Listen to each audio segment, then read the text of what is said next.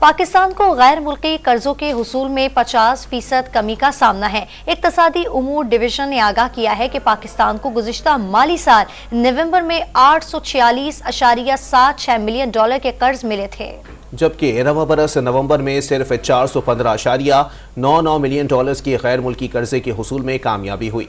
इक्तसादी उमूर division ने इंकशाफ किया है कि पाकिस्तान रवा माली साल में 4.5 अरब डॉलर्स के मंसूबे के बावजूद अब तक गैर मुल्की तिजारती कर्जों के जरिए एक पैसा भी कमाने में नाकाम रहा है। जारी एदाद शुमार के मुताबिक पाकिस्तान आलमी मंडियों में बुलंद शरह सूद के पेश नज़र हुकूमत 1.5 अरब डॉलर्स के तस्वुर के बावजूद कोई बैनुल-अक़वामी बॉन्ड शुरू करने में भी नाकाम रही।